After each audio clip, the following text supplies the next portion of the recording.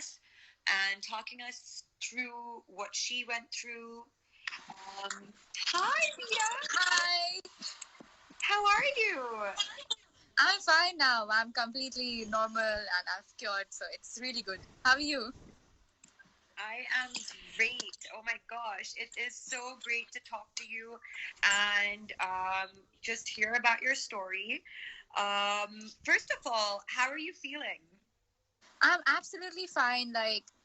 COVID and Corona was really difficult, but now that I'm home, it's much more relaxed. I'm in my own space, so it's more comfortable and much better now. So, okay, can you start from the beginning for us? So, basically, honestly, I really wanted to talk to you because so many different stories have been passed around, like what quarantine is like, what they do to you, what COVID-19, what the virus is like, how it attacks you, how difficult it is. Like, there's been so many like myths and so many I think, rumors and misconceptions and miscommunication that goes on. And I think people need to hear it from someone like you who has actually been through it, who survived it, how you survived it, what was quarantine like, what was it like in the hospital, who were you able to talk to? I mean, if you could just take us through from the beginning, I'd just like to ask you, like, do you know where you contracted it from, or do you have any idea where you might have contracted it from? It's very difficult to track where exactly I got it from.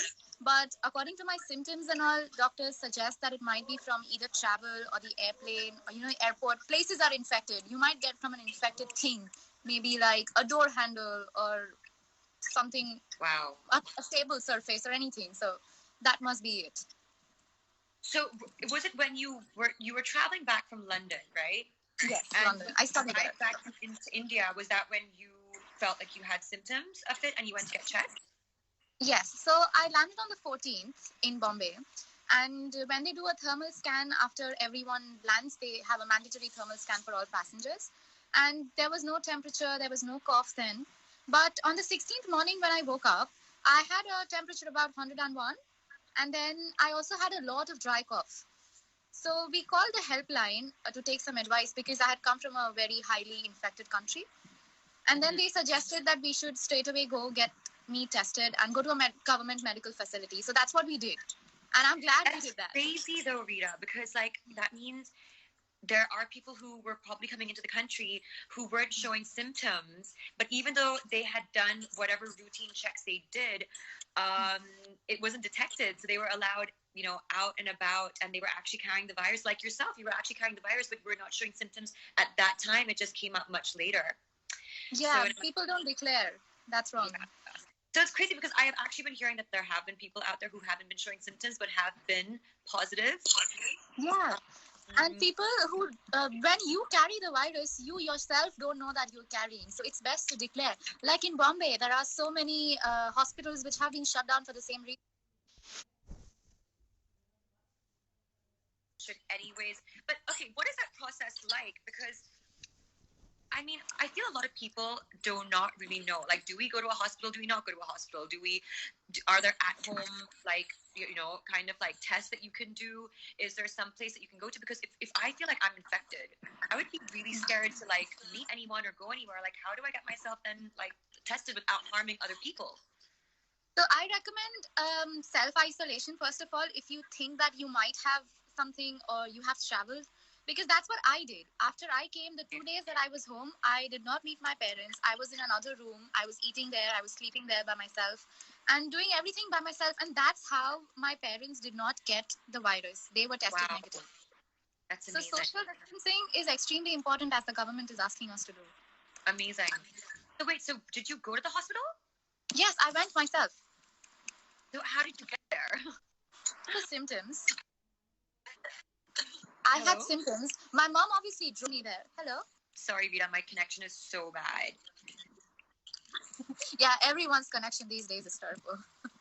Yeah, it's terrible. Yeah, it's terrible. So I had some symptoms and I decided to go myself. What was the treatment like when you were there? At all the facilities a hospital should have. So there was an isolation ward with a bed, my own bathroom. Yeah. There was AC in the room. There was a heater for hot water. There was also a small space for, like a balcony where I could go and walk. So it was everything that a hospital should have. Yeah. Okay. And okay, this is, I mean, what was it like to actually go through the virus? Like, was it actually painful? Is it something like, was there a lot of pain and hurt and like, I mean, was it difficult?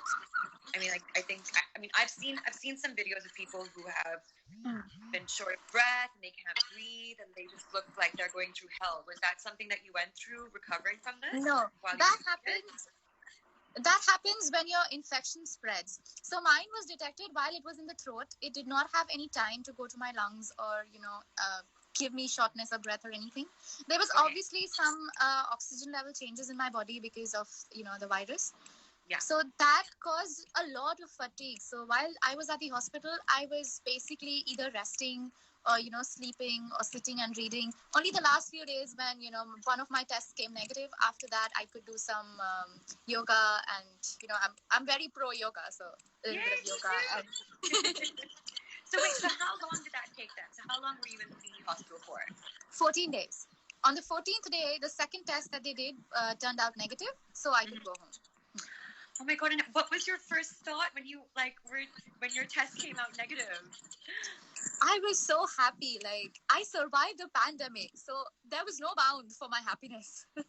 I know. I was extremely grateful, to everyone there. And don't you feel like you had like this new lease of life and like yes, something that you just have to be appreciative of and just pay much more attention to and be more loving and kinder to people and I mean, and how like there's so many silly small things that we fight about and fret about and complain about, but actually it's meaningless when you're sitting in a hospital, surviving something like COVID-19.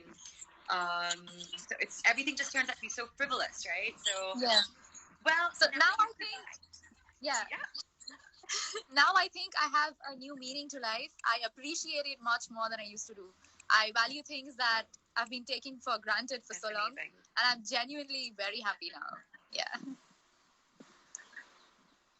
Yeah. Well, Rita, keep that up because that is, I mean, seriously, you have been extremely blessed. Unfortunately, there have been many deaths like around the world from COVID-19 and you have survived it. So your story is a miracle story.